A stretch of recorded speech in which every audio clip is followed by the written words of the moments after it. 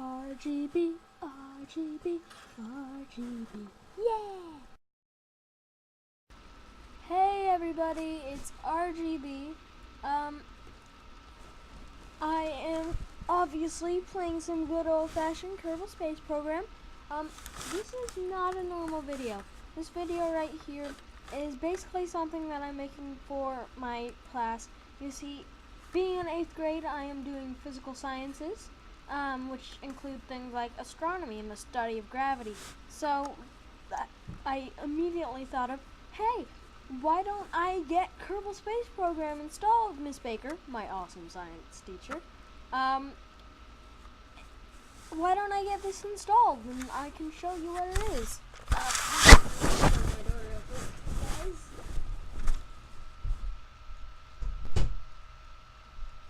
Anyway, I'm back. Short break. Why don't we install this on your computer, Miss Baker, and I can show this to you, and maybe we can install it on the other computers. So after about 2 weeks at trying and failing to install it on one of her computers for various reasons, I eventually gave up and decided to do this instead, so that if she liked it, she could just get it rather than showing it to her directly. So I'm gonna be showing you a few cool things, making some lightweight and heavyweight crap. This is probably gonna be edited down quite a bit because we're gonna need her to watch this. So yeah,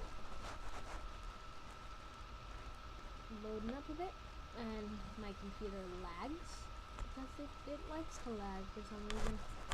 Okay, there's old Jebediah right there. Hi, Jebediah.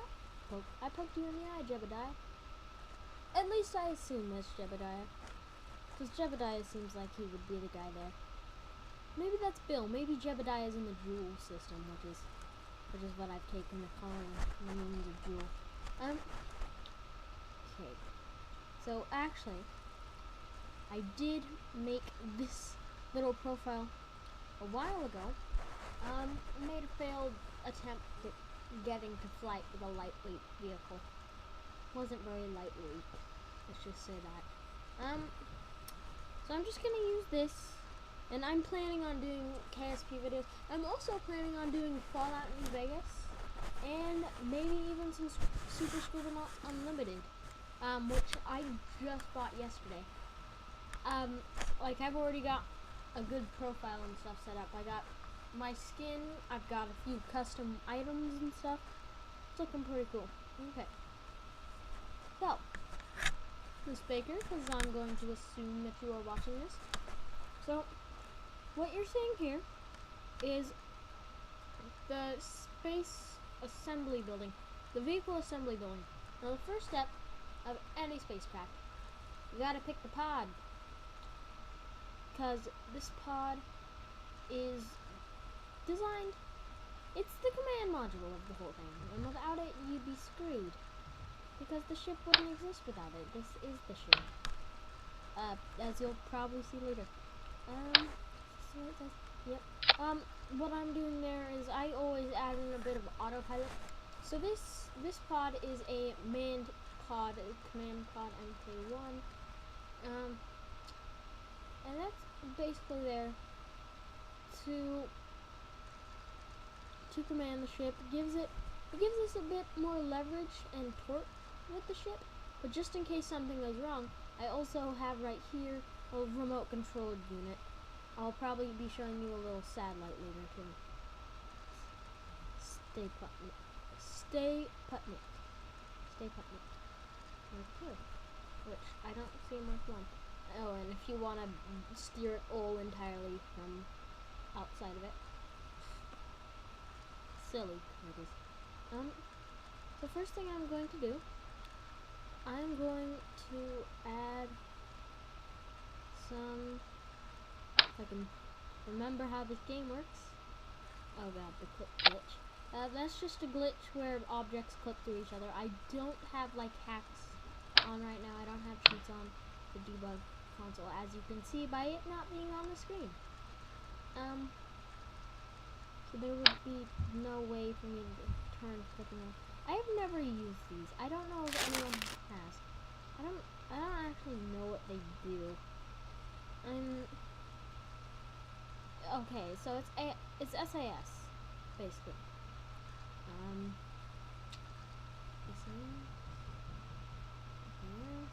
SAS, and then these are RCS, but I don't use RCS because I never dock things, and RCS is mainly used to dock things. So now I am going to build the actual structure of the ship. So first thing I'm gonna do is I am going to go into propulsion. Actually, no, I'm going to go to structure. Sorry, I don't play this game very often. I don't really know what I'm doing. Get a decoupler, which is used in stages, which you see down here, to attack. Oh wait, I need to add an engine there and a fuel tank there first. And it is used to basically separate parts of the ship from itself. So, okay, that's a bit too big. That was a bit too big. That's a bit too big of a thing too. I'm curious to know how small this little pod is, because I don't really know. I assume it's decent sized. It seems decent sized. And I'm also going to put. I want an efficient engine with this, so I'm thinking that's good enough for now. Okay. Now is where the fun stuff is going to come in. Yep. So I want one of these, and Miss Baker and anyone else who happens to be watching this for some reason, this is basically going to divide the ship up into 3 sections, which most people don't do. I just think it looks cool. To be honest, it's probably not. It's probably not a good idea. It's probably gonna weigh down the ship too much. But at this point, I don't care. So you can see me going down. Yeah, that's too big. Well, so what you saw is I was turning on symmetry, which allows me to do what I'm doing now. It allows me to create copies of something. So I'm trying to create a 2-stage ship. Very simple. Probably not going to work. Especially considering how small it is and how low thrust those engines that we just tried to use are. Well, yeah. Sorry, my dad's visiting with the dog, so Loki's in here calling around. Hi, Loki. He's sniffing around in my room. Loki's adorable. I'll probably do a video with him at some point tonight. Sorry I haven't been putting very many videos out. Just been busy lately. And by that, I mean I've been spending way too much time on YouTube. But technically I'm on YouTube right now. And let's call this a probably crappy demonstration. Whoops. I have forgotten how to spell. Although I never really knew how to spell in the first place. Let's save this in case something goes terribly, horribly wrong. And yeah. By the way, guys, the reason I didn't put any parachutes whatsoever on this is because I don't plan on returning this.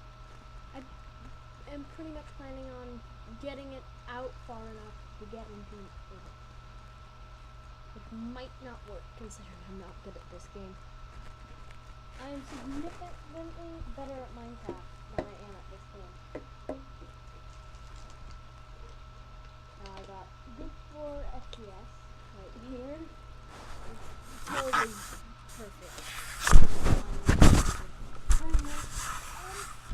So, good time to launch. It's daytime and all that. Okay, so Miss Baker, now that that green, yeah, that'll work, is flashing, it means it's ready to go. When it's red, it's still loading the entire freaking solar system. This is not it. So there's the moon, Minmus, which is orbiting Kerman. Bit of a bug right there. So that's the equivalent of Earth. And here it is, the solar system. And I glitched. Horribly. What the hell? Okay then. Let's try this again and launch it right away. Basically, it's huge and it's kind of a mini model of our solar system.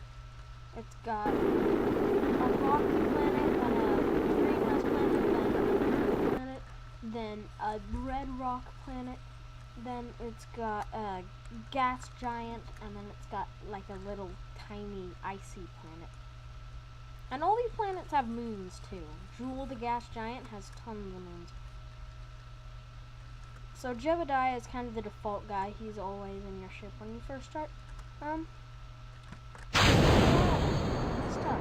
Okay, so I managed to get lit back. Let's just turn SAS off before I forget and crash quickly, which I will probably do anyways.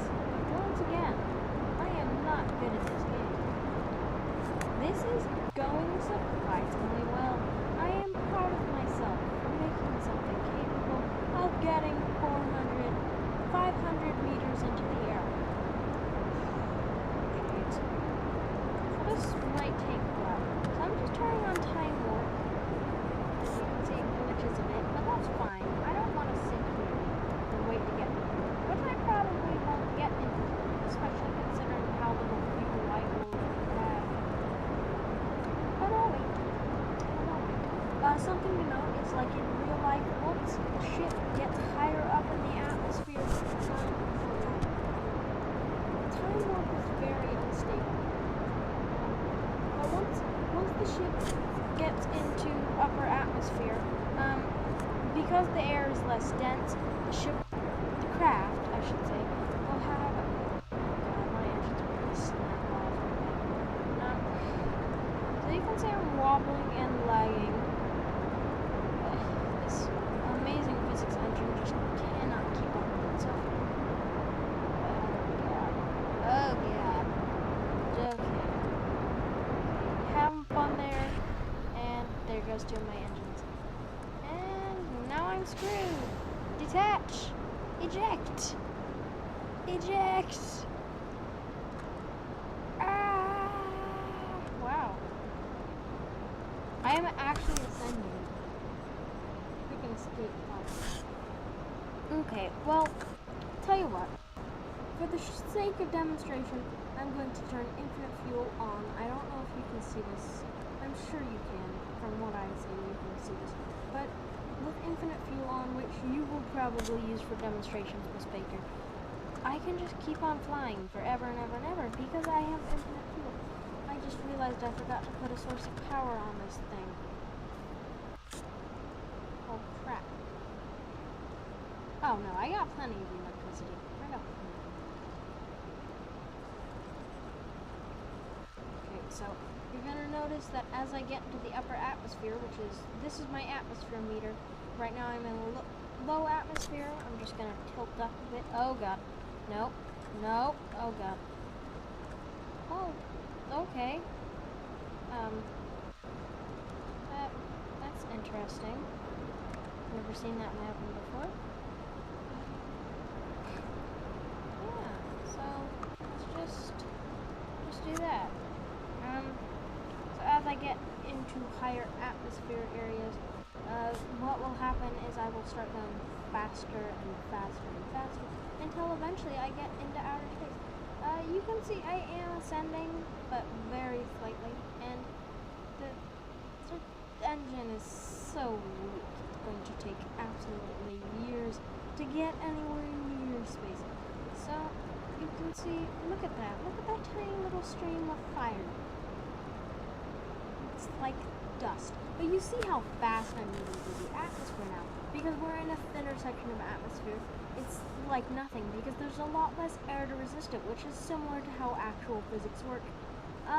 Also, things like aerodynamics and space jets, which do exist in this game, actually work with the physics engine. For example, space jets, they use a lot of air to keep them moving. So, wow, I'm in outer space. And because of that, okay, I'm just going to turn my thrust essentially off and allow my momentum to carry me. And just kind of, oh god, I have no idea what I'm doing. So, on places that have no oxygen, space planes that use air intakes, and there are engines that use air intakes too to give them oxidizing. These things, they won't actually work because they don't get enough air and they will burn out. But in places like Kerbin, well, in Kerbin, that's the only place it works, on Kerbin too, they'll be fed air through the air intakes, and the higher up in the atmosphere you get, I'm just going to check my space map.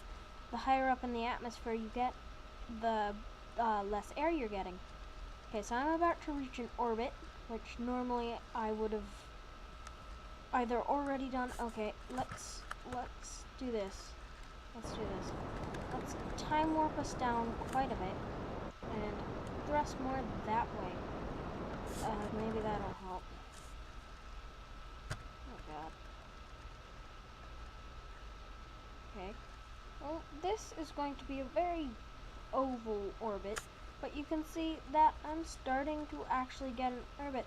So this will pretty soon just kind of snap around the planet once the angle gets too great. So about here, I'd like to say. No, more like here. Yeah. So it's going into an orbit, and that right there is not a very stable orbit, because that is 22,000 meters off the planet Kerbin's orbit. Kerbin. Why did I just say Kerbin? Something to note about this game. There is a K on just about everything. And at some point I will be putting together an actual advertisement feeling thing. So yeah, okay, yep. Kerbin escape has just been achieved, so now I'm going to be going out into orbit. And that's about all for this short little video. So, Miss Baker, tell me if you like it. I was thinking for assignments, maybe we could do something like you set a certain number of parts that we're allowed to use, and see how far we can get, or we have to get to a certain point with a certain amount of parts. You know, something like that. But yeah, that's about it. See you later, and don't forget to digitize that subscribe button.